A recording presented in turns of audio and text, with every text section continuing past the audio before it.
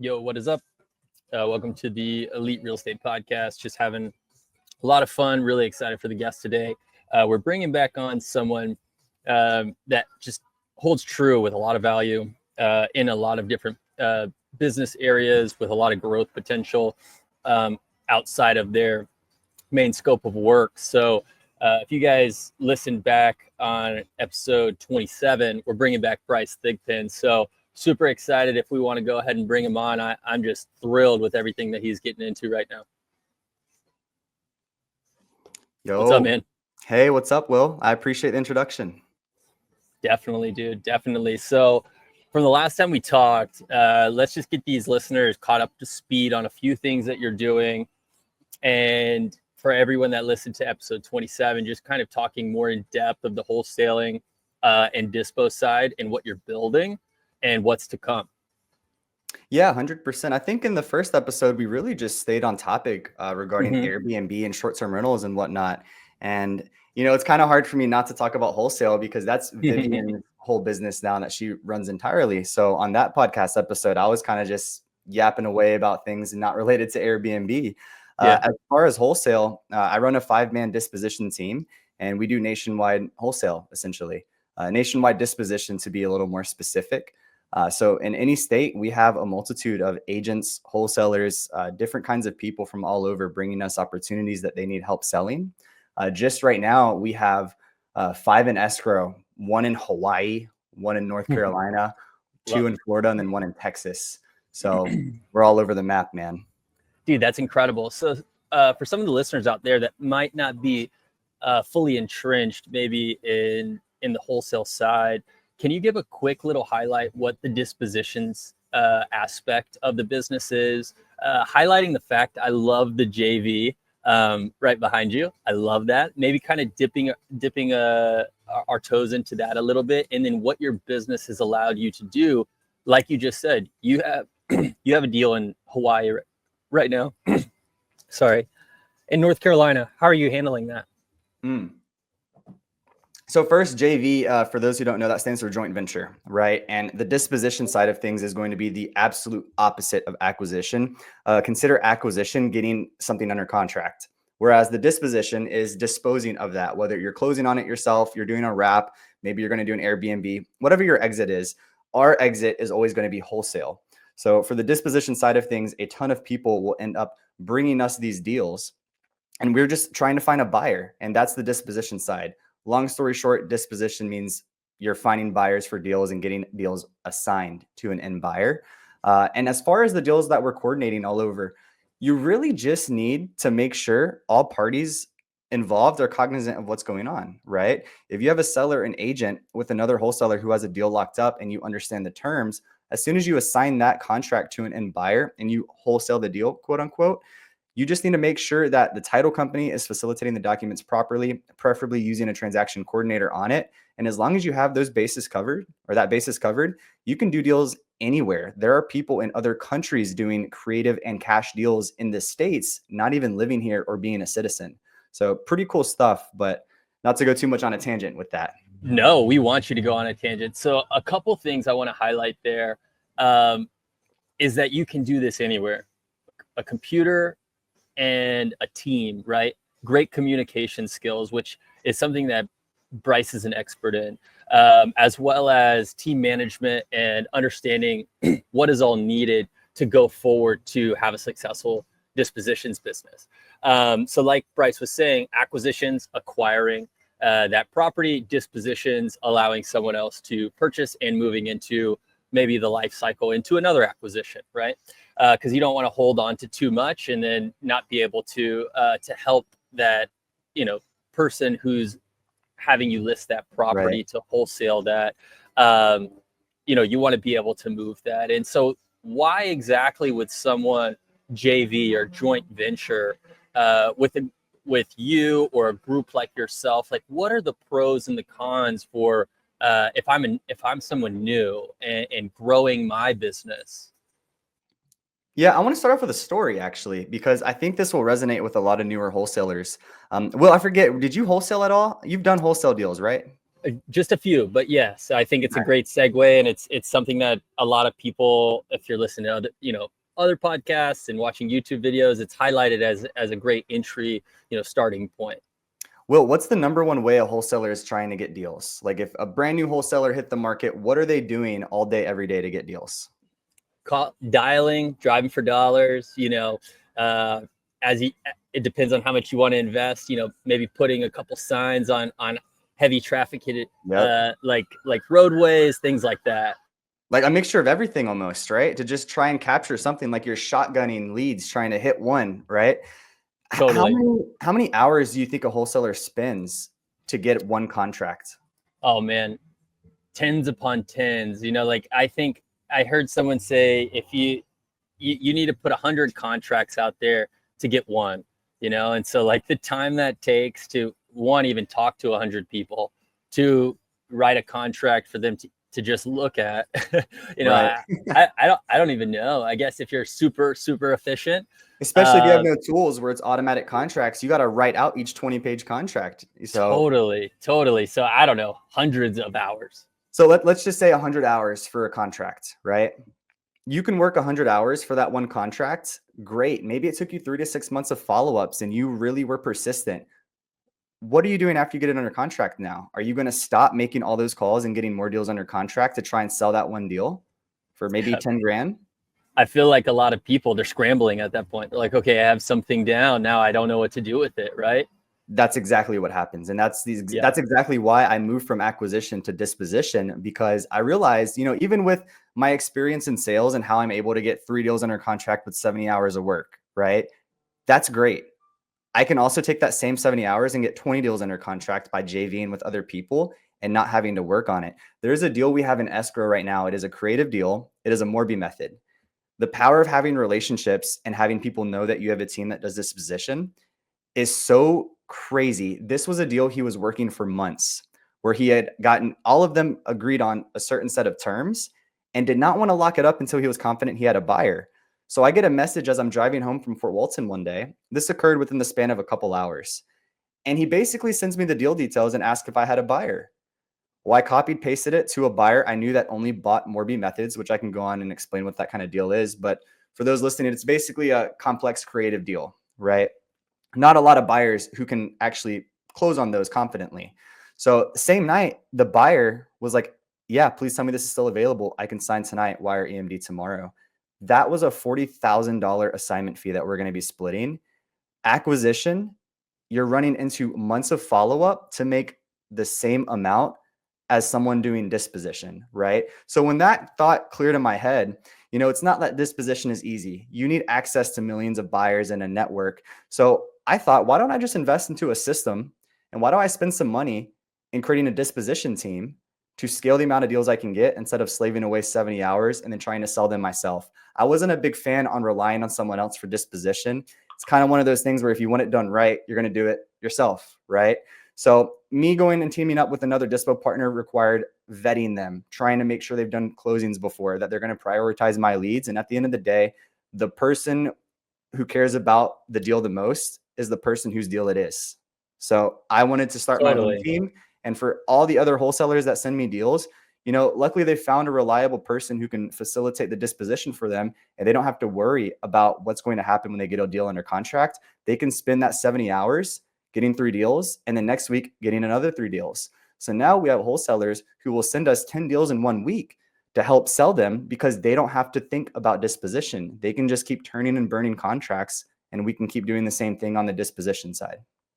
No, that's amazing. So I think that's a critical aspect, where people are trying to do so much by themselves, as opposed to what you're saying right there. Like, how cool would it be if you were spending the 3 to 6 months, like you said, to get the one deal, as opposed to taking that first 90 days, building a buyer's list, either regionally or nationally or internationally, like you were mentioning, and being able to have 10 contracts come to you.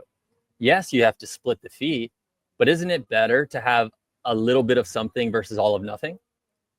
I think Bryce, he's been so creative and so successful in making that happen. And he's touched on so many points already that I'm really excited for him to kind of dive down a little deeper. to kind of explain what the wrap method is, what the Morby method is, and how those have kind of led into his business development growth for all of us here, you know? I do want to touch on the wrap actually, because a lot of wholesalers, especially in our area that I've noticed, the Panhandle, we don't have as many prominent creative meetups like they do in Dallas, Fort Worth, Miami, etc. So over here, we have a lot of wholesalers I've noticed that have been leveraging my resources and being able to convert non-cash flowing deals that are great for sub two. So right now we actually have a deal closing in Fort Walton Beach. The buyer who bought that purchased a couple other properties from me in Milton, Pensacola, and Crestview. And they are a wrap buyer, which means they will buy these non-cash flowing sub two deals or seller finance, and they will immediately seller finance it at a higher rate to arbitrage the difference without holding title, because they're transferring it to an end buyer, right? They're finding homestead buyers who cannot afford or cannot qualify for a traditional loan to be able to seller finance it to them at an equivalent, if not better rate than they can get with the bank, a similar down payment, and it's often turnkey or a new build home. So that's their primary strategy of being able to take a home, and instead of owning it, holding equity and renting it out and losing money, they can immediately sell it, give themselves upfront money, make money passively through the difference of the interest rates, and they can bake in their own equity for when the seller that they sell it to will either refinance or sell the home in the future, right? Yeah, no, and I think that that method is so interesting and not talked about enough. I also kind of want to step back just a second, because to set up that wrap, you had mentioned a sub two. Maybe some of the listeners don't know exactly what a sub two means, subject to. If you could kind of go into detail and why that helps create a wrap. 100%. I think most wholesalers out there, we're all reliant on cash. Cash is the best. It's the fastest thing. And if cash does not work, we consider them dead leads. And in real estate, you really want to find ways to capitalize on all the dead leads, because marketing costs are high, expenses are high. So that's where sub two is really saving a lot of these wholesalers, especially on the creative finance side of things. Whenever it is a hybrid, we'll get right into that.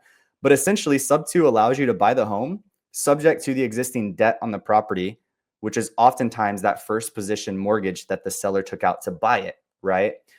Oftentimes, these homes don't have enough equity for them to sell it, pay commissions, closing costs, and be able to actually pay off their mortgage without coming out of pocket to close. So instead of having to go that route, we'll basically offer them a certain amount down to take over their payments. What happens in a sub two transaction is the deed will actually transfer to the end buyer and the loan stays in the seller's name, which is why it's actually very critical to make sure you have a TC and you understand how title is facilitating these documents, especially when you're dealing with nationwide deals. Title companies operate differently. This one in Hawaii has a very specific format they need their deals uploaded by, or else they're not doing them. So you really want to make sure that every title company is on board with how these documents are structured, given how the deed is being transferred and the loan is staying in the seller's name.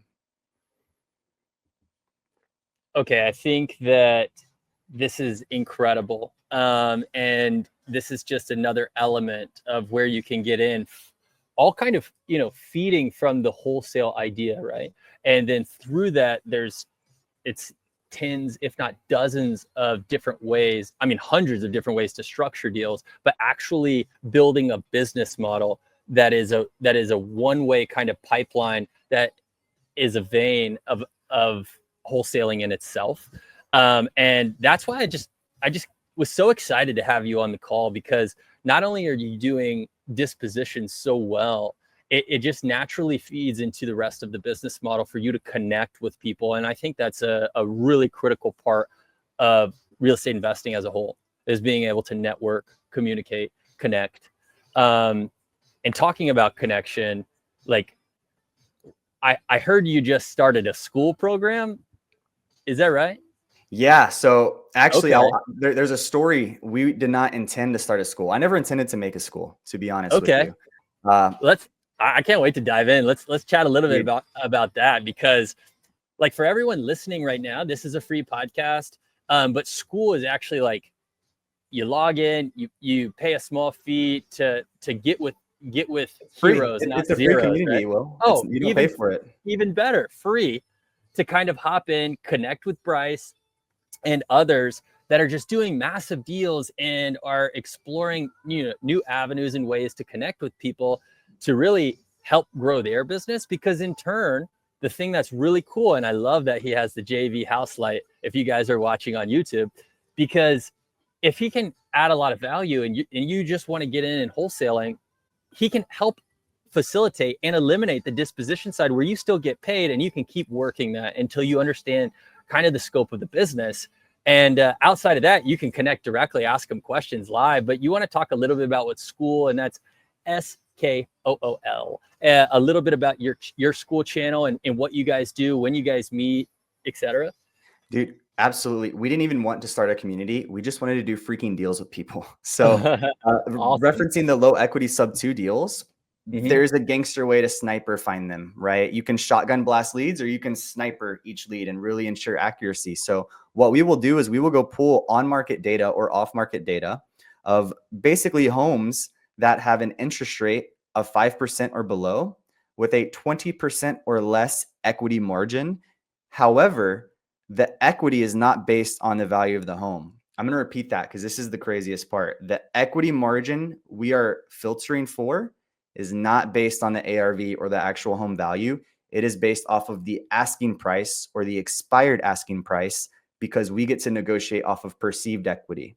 So now, whenever we're negotiating with the seller and we're reverse engineering how much money they would pocket, assuming they sold it at that price, we're able to really offer a fair offer for them based on what they already think their home is worth, instead of fighting them about what the actual valuation of the home is. So a great example is if there is a home where, let's say, they have negative equity and they sell it at their asking price, they're going to lose money having to come out of pocket. Well, now based on their perceived equity, maybe the home's actually worth way less and they would have had more negative equity. It makes our offer a lot stronger now when we tell them, hey, we can give you $1,000 down right at closing. If we're going off of a different kind of equity standpoint, there may be kind of a confliction in the conversation with our offers, because it's purely based off of the percentages of their mortgage balance, their equity, and what we can actually offer them given how much equity they have. So I know I went on a tangent, but this list is essentially automated. We can pull this, create automatic LOIs for them in a PDF format and send them out into an email blast. With this being said, I was like, I'm having a couple people in Pensacola send me these sub 2 opportunities with the same list. Why don't I have a few people in my sub 2 community, the Pace Morby sub 2 community? Why don't I have a few people in there, call them for me and set some appointments? So I made a quick post and oh my gosh, it got 40 to 60 reactions. And I realized I was going to have a lot of appointments being sent my way. So I immediately put them in a WhatsApp group chat. We had a Zoom to go over how we were going to attack these leads and do these deals.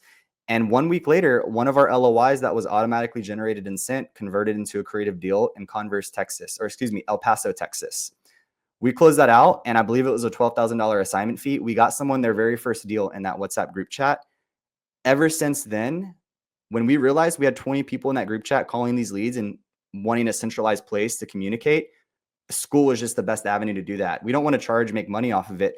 We actually named our school community JV Academy because our sole purpose is to have people come into JV with each other to do deals.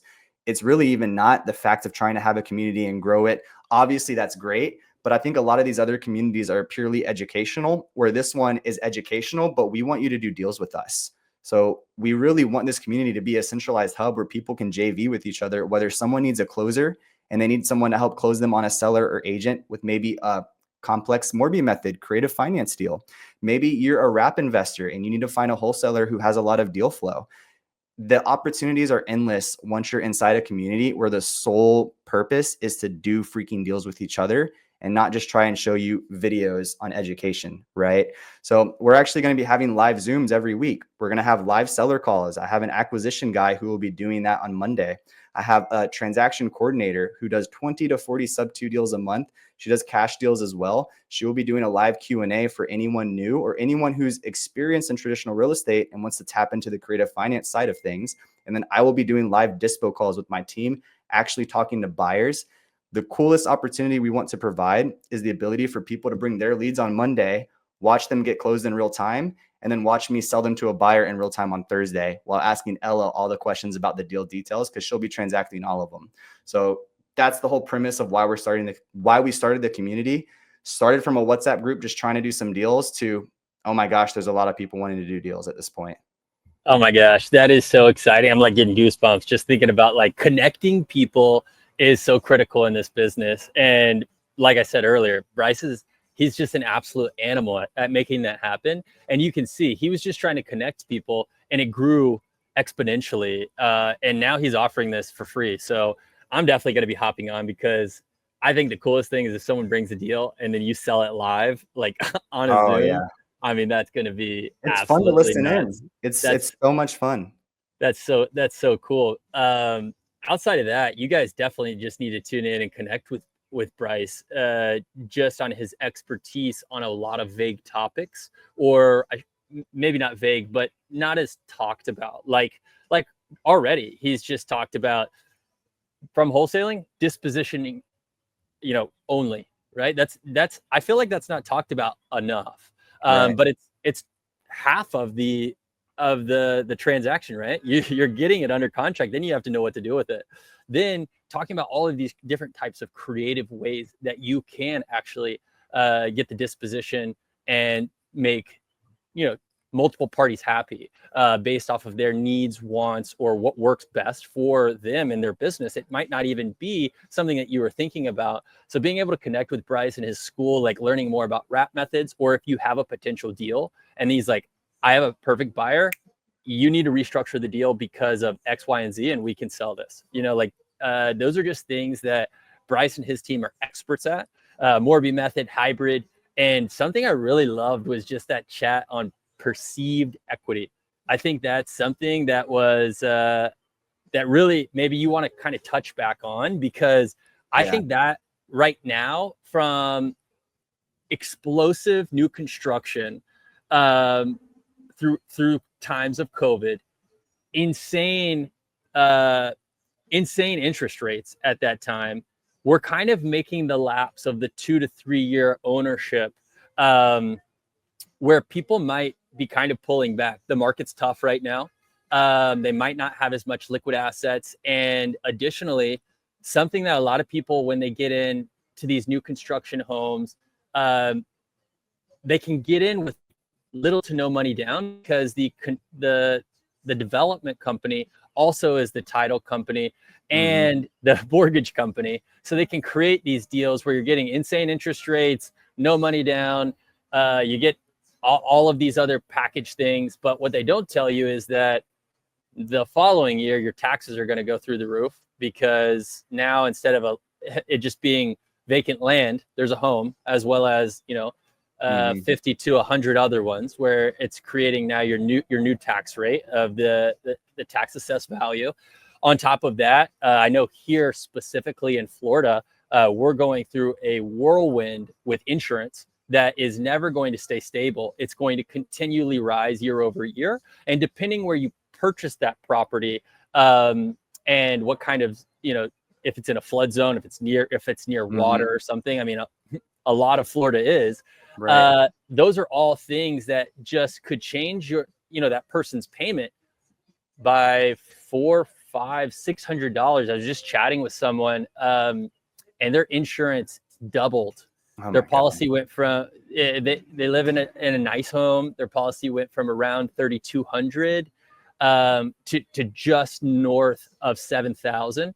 So actually more than doubled. It's like, whoa, what do you do when that happens? That's like $400-$500 more, on top of everything that might be changing. So that perceived equity of like, okay, I have this new house, I'm listing it, this is what I think I could get, this is where I'm going to walk away. Oh man, when everything's paid out, I'm having to pay out a lot of money. I think that's something that's really interesting that you're tapping into.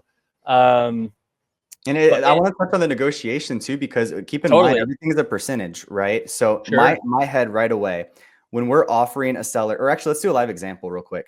Let's say a seller's home is worth $380,000. Okay. When they sell it at that price, if you deduct 8%, they're going to take home about $349,600. If it's perceived at $400,000, they're now taking home $368,000, which is a $19,000 difference in perceived equity. That's a lot.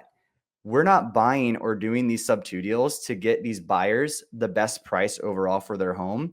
They're buying the terms without using any of their own credit and doing it in a matter of 14 days or less. They don't care about the equity. There's a famous saying that equity comes, equity goes, but the cash will always flow. If you're taking over a 2% interest rate, a brand new build, and you're not using any of your own credit, oh my gosh, why do you care that you're overpaying maybe 20, 30 grand for the home? You're getting a deal that other people would have to put an insane amount down to buy down the rate, right? And then they're also getting a 60 to 90 day close, hitting their DTI, having to go through all these hassles, pay for appraisals.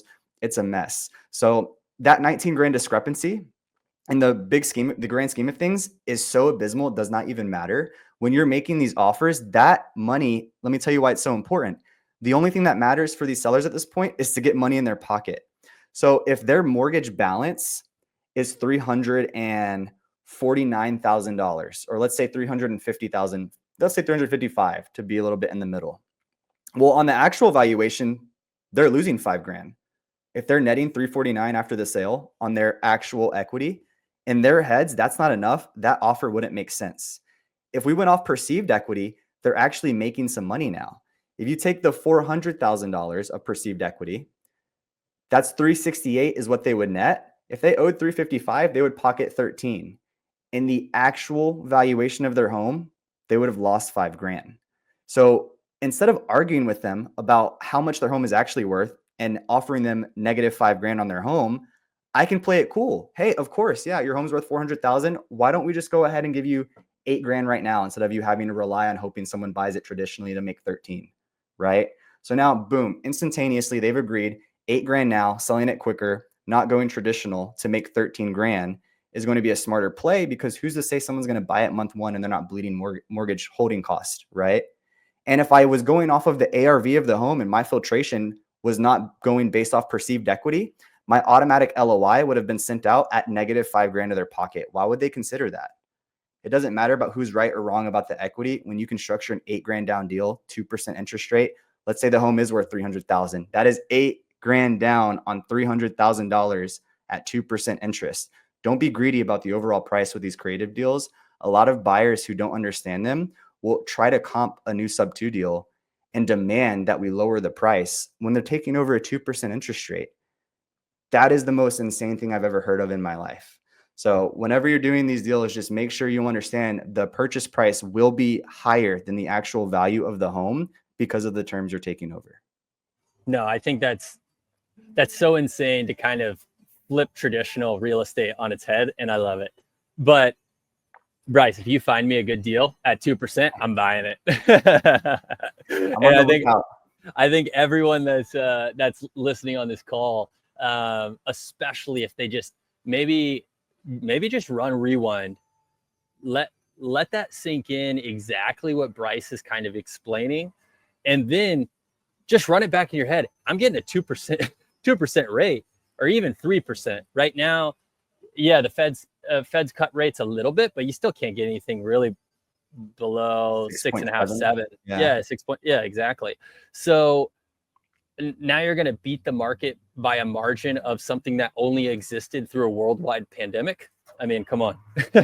Yeah, no, that's incredible. So I love that, and it just kind of fires me up right now. So I do have a couple more questions if you have the time on how you decided to like restructure your business model into these really creative ways for Dispo, because I know you of course you do dispositions traditionally, and how that's elevated and grown your business.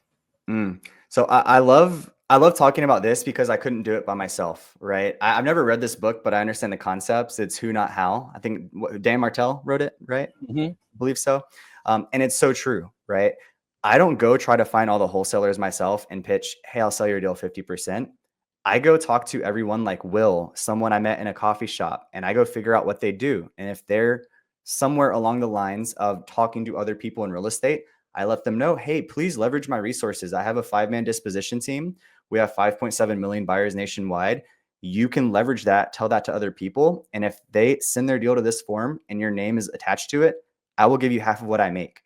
So everyone else is essentially taking home 25% of the assignment fee for going and talking to other people and not doing any other thing. My friend Giancarlo, we closed a couple deals 2 months ago where he made one Facebook post, had 10 people that were wholesalers and had a deal under contract, submit a deal to my business.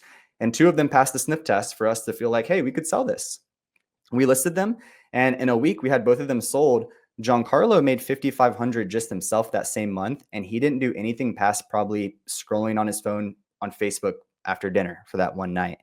We actually did about 60 grand of assignment fees last year, where Giancarlo did nothing but connect me to some wholesalers who needed help selling a deal.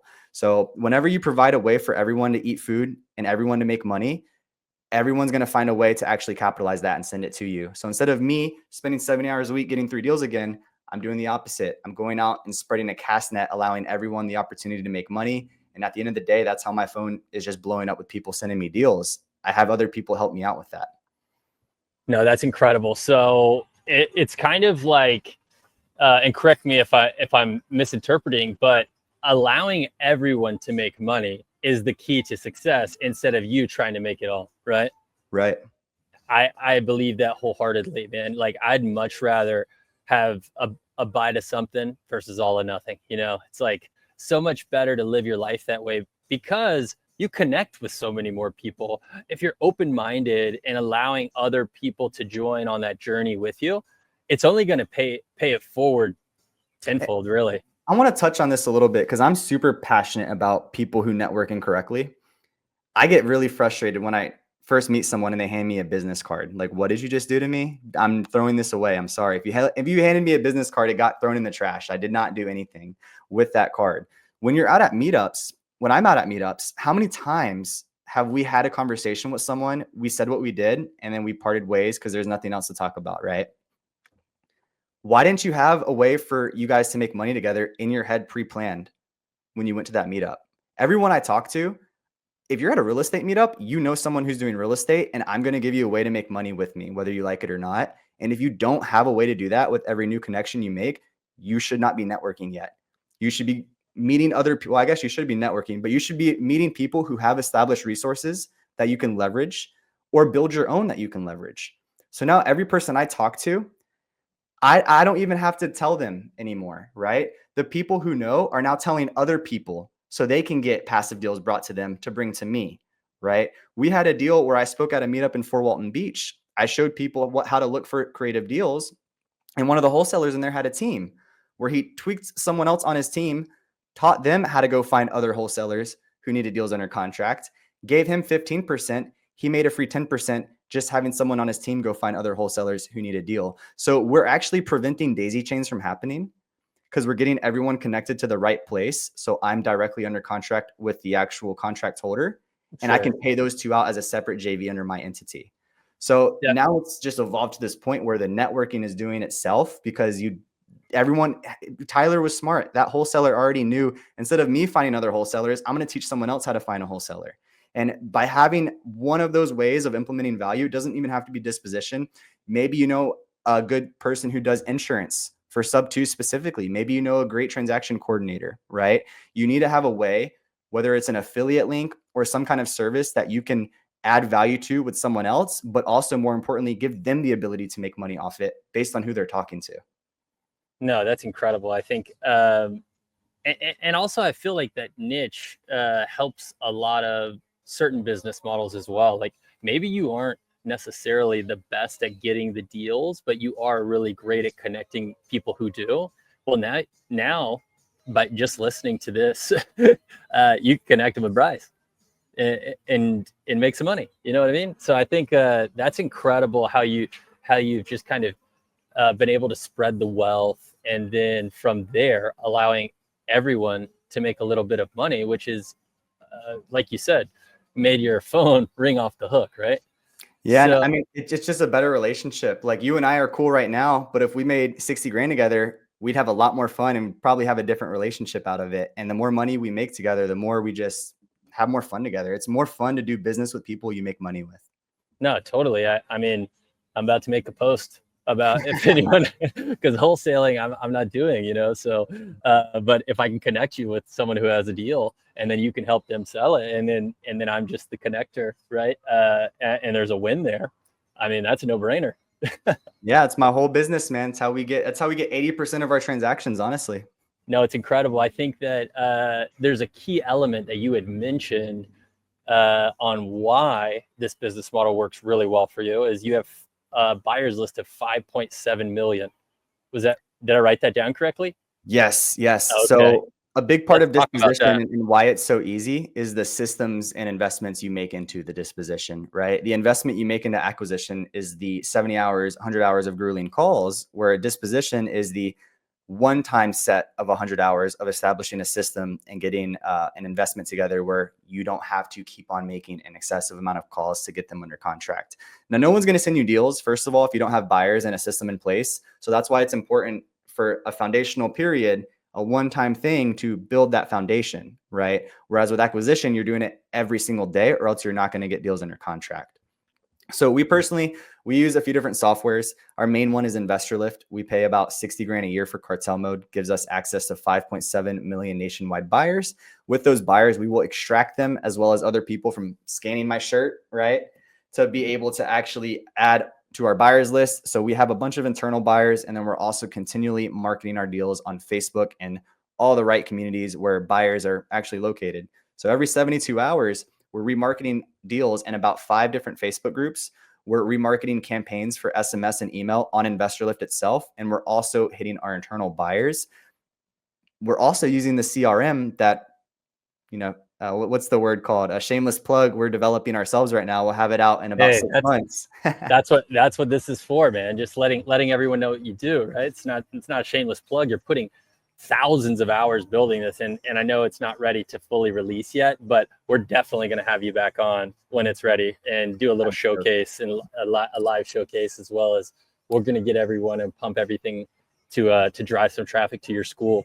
Yeah, I'm stoked because it's not even done, but yeah, it's a crucial element in our disposition business. So between constructing our own CRM for the automations we need, having the certain softwares we need to pay money for that, gain access to a ton of buyers, extracting those buyers, posting on social media, having a team to be able to hit all the deals we have together. Once I kind of had that constructed, that's when disposition became a lot more easier because now I'm not having to put in 100 hours building a foundation to be able to build a house on it, right?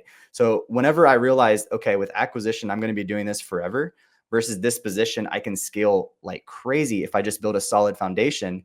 That's when I just was immediately jumping into disposition. I think I'm answering your question, right? I kind of forgot it at this point because I'm yapping away, but No. It's perfect because the more detail that everyone can understand just on how the business model is operating, the better. So highlights and add in if I'm missing anything, but you've created your own CRM based off the systems and kind of understanding, working the element of that foundation like you're just chatting on.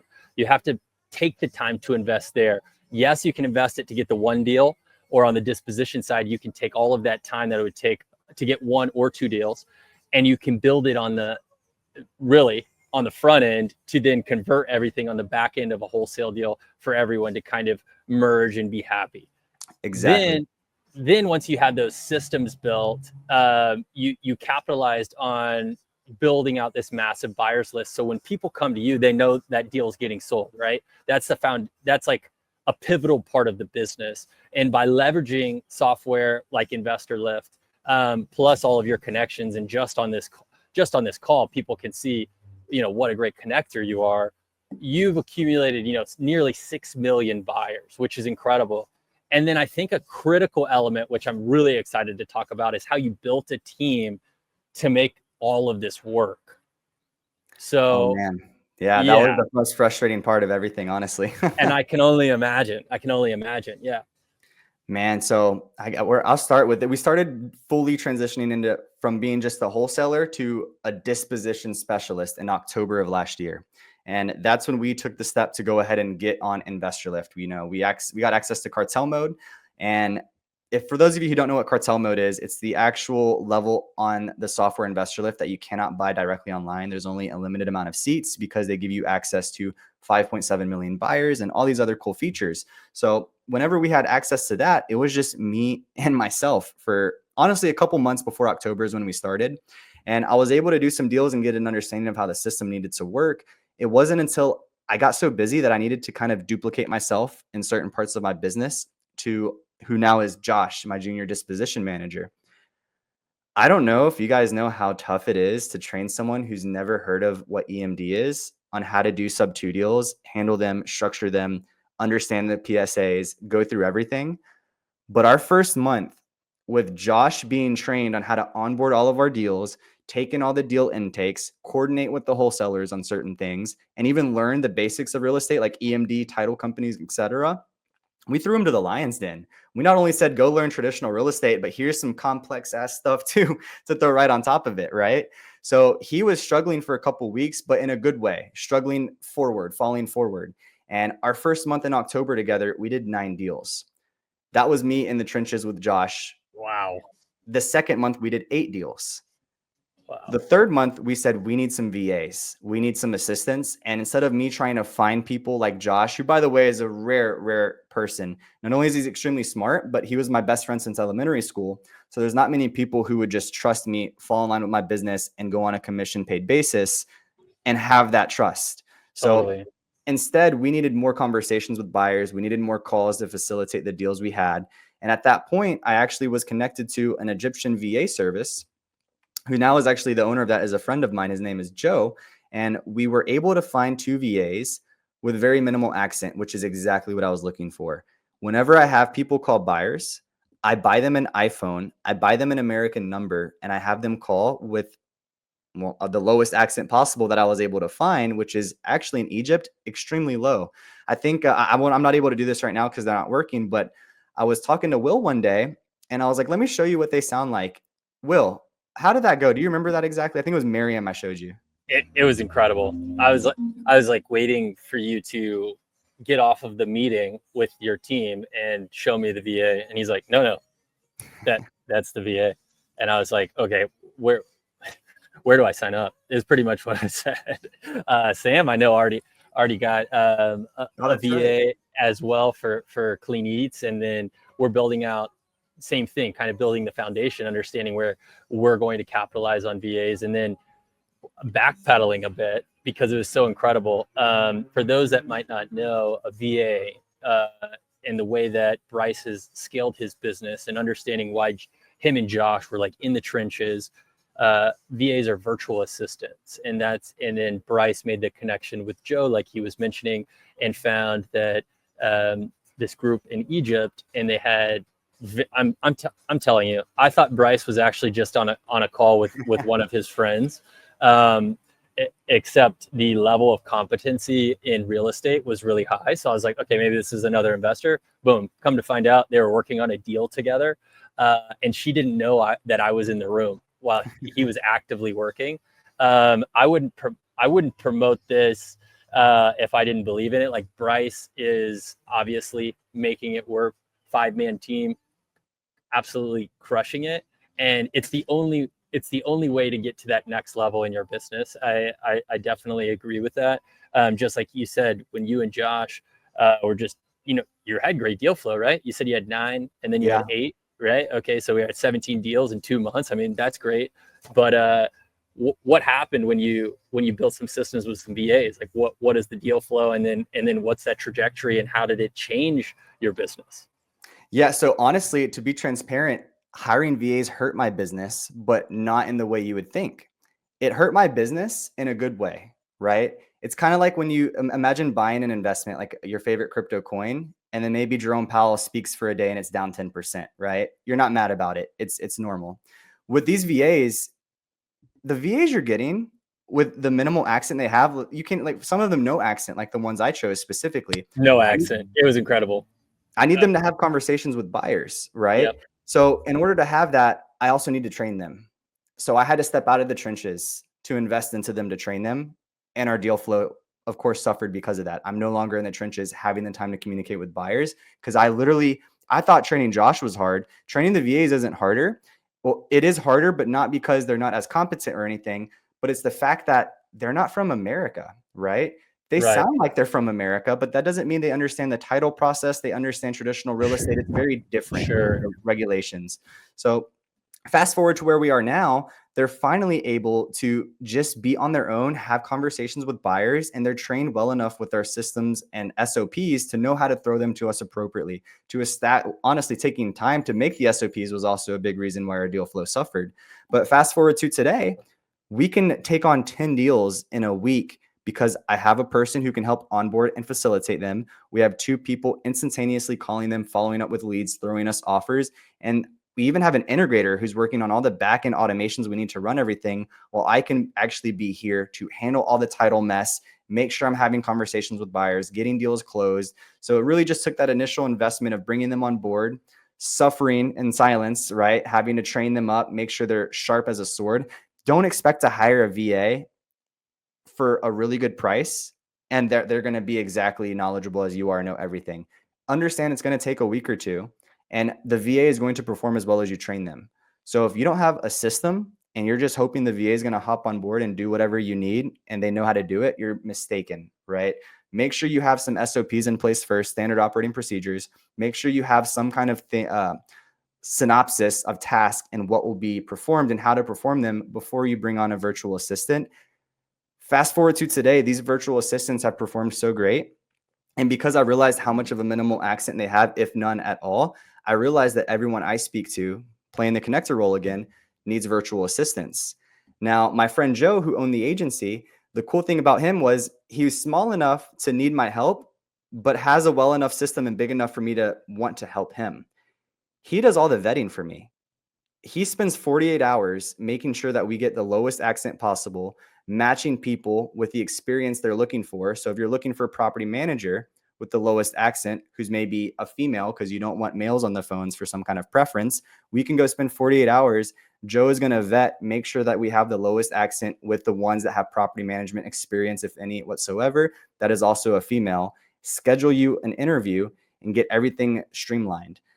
Whenever I notice the value the VAs provided, I like making systems and streamlining and making things more efficient. So if I can take his excellent ability to vet VAs and bring them and handle 90% of the other work for him, which is finding the leads, getting them converted, and actually setting up a system where things are scalable, it's a win-win. So now fast forward to today, we got virtualcallers.net and we have low accent, if none whatsoever, Egyptian virtual assistants who specialize in not only cold calling and real estate tasks, but they do administrational stuff. I mean, Will, you just said that Sam is using it for Clean Eats, which is a restaurant over here in the Panhandle. Yep. Not even anything real estate related. No, it was incredible. So that was something I wanted to speak to, and I thought you highlighted it very well. Like if you don't have any systems built, it's hard to expect that someone from another country is going to fill a void, right? It's hard to expect that from any new employee, even if you went through, a long period of due diligence and an interview process in the States, and then still people have to be let go and it's not the right fit. Now amplify that with someone that's also not from this country and you're paying a third or less or whatever, depending on their services. It's really up to you to become that facilitator. And that's why Bryce has been able to build his business and amplify his business so well. Is like he said, he loves to build systems and to automate things. If that's something that you could do in your business or you need additional help, as long as you're able to communicate. I mean, every person that Bryce has connected us with, incredible. And like I said, Sam and I are building it out for our end. We actually just, we took a lot of time putting through a couple different sheets and some Loom videos on what we would need help with for assistance. And if you guys don't know what Loom is, it's pretty much just like a screen recording project management tool. And you can do it, whatever you feel most comfortable. But there is a pathway, and it's a critical pathway for any new employee, even if you're hiring someone, on the ground. You can't just throw them into a business model that you're running as a small business or a solopreneur and expect them to just be integrated instantaneously, right? But the fact of the matter is what Bryce has put together with Joe is something incredible. And I can't wait to share it with everyone, because any conference or anything that I go to Bryce's point, everyone's looking for someone, if they don't already have a team of VAs, that has minimal accent, right? I think that's a critical part of the business, especially on outreach, dispositions, wholesaling, etc. But yeah, man, we're excited to partner up with Bryce as well. So, we're going to have a unique code down in the description as well. Let's do that right now. Can you think of a cool code you want to use for everyone? Whatever code you decide will be the code for everyone listening to this to get a discount on their virtual assistant. Really? You want to do it live right now? Why not? Why not? Whatever code it is, it's Dude, just a one-step change we got to make. Let's just do the Elite Real Estate Podcast. Easy. Yeah, I'll type this down right now. All one word, lowercase, to make it easy for everyone. Sound good? The Elite. Actually, let's take out the and just put Elite to make it even easier. Elite Real Estate. Easy. Elite Real Estate. Just 3 words all together. Elite Real Estate. All down, all lowercase. Elite Real Estate. Beautiful. We'll use that as a code. So you'll get the opportunity to follow up with us on what that specific business model that you're in. For example, or just using Bryce's example, if you're focused in property management, we'll be able to connect you guys there, set up a proper interview with a couple different VAs. If no matter the facet of real estate that you're in, the more details that you can have for us to present, the better opportunity that you're going to have with early successful interviews, right? Treat this just as if you were a director of HR and you're working for a Fortune 500 company. You need to have specific questions, understand what the job description is and how to facilitate that job description to who they are and what they need to do for each task day in and day out. Expectations, definitely hours, most needed hours, things of that nature. So dude, I think this is going to help so many people. I'm super excited. Yeah, I love the fact that these VAs, man, you can build them to be a 6-figure entrepreneur without them even realizing it and without you realizing it. I think a lot of people give them their slave task and they cap them at what they can do, right? You cold call, do my admin task, do this. I like to give them those jobs, right? Make sure they're doing my admin tasks, doing all the back end stuff, but I give them abilities to partner and abilities to get their own deals. So do you mind kind of talking about what you told me on like incentive programs? I know that's strategically how you kind of build your business. So if you don't feel comfortable with it, but like teeing up exactly what you were saying there, I think is amazing, because these are really well-educated, hardworking individuals. Like, you should compensate them as well. Yeah, and just because they're working for something under 10 an hour, right? Mm-hmm. That does not mean that they're not as smart as Will or me. That's exactly what I'm saying. These are well-educated. They're just in different parts of the world. So like giving them the opportunity to build out a business within your business, allowing them to create that entrepreneurial spirit, which maybe actually isn't, it's not encouraged in a lot of other countries that don't have as much of a capitalistic opportunity and mindset that the United States does. But you being that facilitator, I think it goes way beyond what you think it would as an employer. And if you don't give them opportunities to grow, they're going to find it somewhere else. Totally. At the end of the day, right? They're going to hear about it. Like, dude, I mean, your comp plans and incentive plans for these people that are working hard for you, for the ladies and gentlemen, it's incredible. I think you don't have to mention it. I just was going to highlight it because it's so cool. Like you said, they can be their own independent 6-figure entrepreneur, just learning from your expertise. And that's the thing. I'll give a story. Like, I'll tell you what I pay them, because I pay them per hour for what they do, but I also give them the ability to bring me deals or find other wholesalers and pay them the same 25% I would pay you, the same 50% I would pay you. Well, fast forward 2 weeks after hiring my second VA, she's on Facebook, non-working hours, outside of payroll hours, found me a direct seller in foreclosure that I signed a cash contract with that same day. My VA that I didn't even pay money for during this hour found me a cash deal that's not even part of her job. Her job is to talk to buyers, and she brought me a seller in foreclosure. All because I took the time and energy to explain to them how they could make an insane amount of money and how they could make 3 years worth of income in 1 month. And if you do that, a lot of people would get scared. Oh, what if they stop working for me? Why would they do that? Right. Exactly. If you're treating your employees awesome, why would they stop? And also, they don't have the system and resources. Back to the foundation we built. A lot of people think disposition sounds easy. Let me get into it. But they don't see the 80 grand a year that goes into it with the 5-man team that had to be built and constructed. So these VAs also have an understanding, right? They're able to leverage an insane amount of resources, because the more you teach them about real estate and how to be their own entrepreneur, the more they're going to realize, oh my gosh, these resources Bryce has is perfect for me being able to funnel leads. And even if they did want to do it on their own, how else are they going to sell the deal? They're going to lose all of the resources that you're providing them. Even if they're operating in your business for whatever reason, whether you're a lender, whether you're a full-time buyer, teach them how to do some certain things in your business, because I guarantee you're going to have resources that they won't have. So worst case scenario, even if they wanted to leave, they're not going to be able to. And if you're a good person and you're actually trying to help them make money, they're not going to want to, right?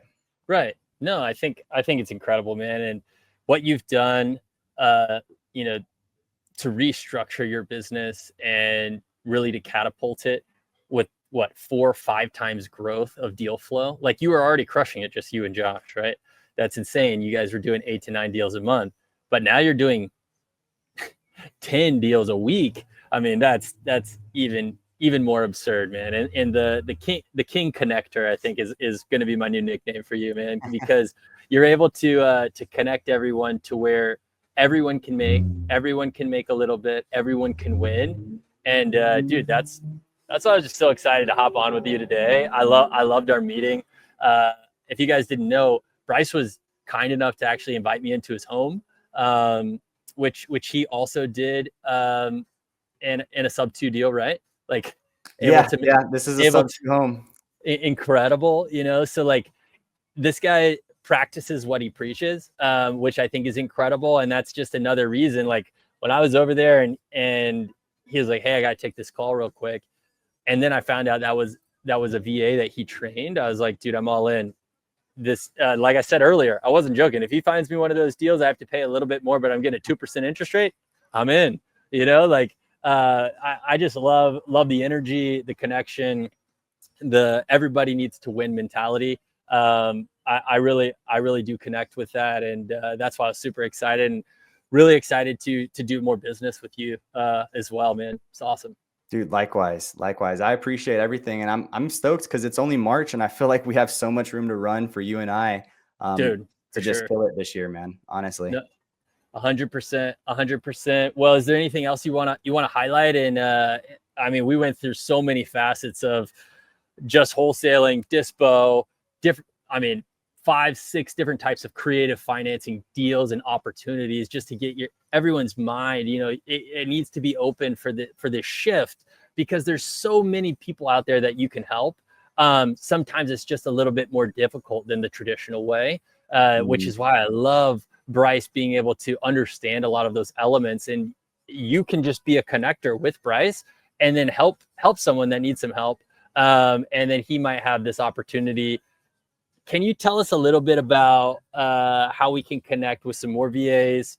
You guys definitely want to use that code, Elite Real Estate, to get an additional discount, and where we can find you, where we can find your school, where we can get some help from the VA side if we're ready to build and grow our business. Absolutely. So first of all, the best way to connect with me is on Instagram. My Instagram is Bryce Thigpen.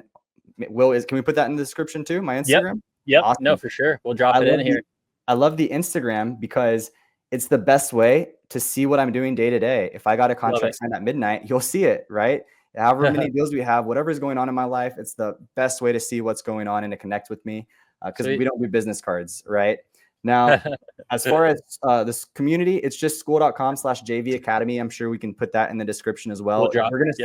Nice. We're going to start live Zooms on March 31st. Mondays, we're going to be having acquisition calls. I believe Wednesdays are TC Q&As. And then Thursdays, we'll be doing live disposition with buyers. And for the VAs, it'll be virtualcallers.net. If you guys want to fill out a form under the referral name, just make sure it is Elite Real Estate so you guys can qualify for the discount. Dude, incredible. I'm going to drop links to all of those when this goes live. But dude, I can't thank you enough for your time again. This is incredible. Dude, I'm stoked to be back on here. Hopefully we can do round 3 after we close some more deals and talk about something new. Dude, no doubt. So something I always like, if you guys didn't, definitely check out episode 27. And if someone wants to do exactly what you do outside of listening 27 and this episode right now, what's some advice you'd ping to them? Go on Pace Morby's YouTube channel, be a sponge and soak up all the content that is of interest to you. You want to absorb what is useful and discard what is not. So if he's posting a video about lending and you're trying to wholesale, don't watch it. Go watch Creative Finance, go watch Wholesale, get completely absorbed with as much knowledge as you can, to then where you actually can ask better questions to people like Will, like all the other bigger people out there in real estate who now have more of an understanding of what you're trying to ask them actually, right? Instead of just, what does EMD mean? All those other stuff. No doubt. Well, dude, thank you so much for your time. All the listeners, thank you so much. Check us out on theeliterealestatepodcast.com. We're going to be posting this soon. Super excited to have you guys on. Thanks. Let's go. Thank you. Peace.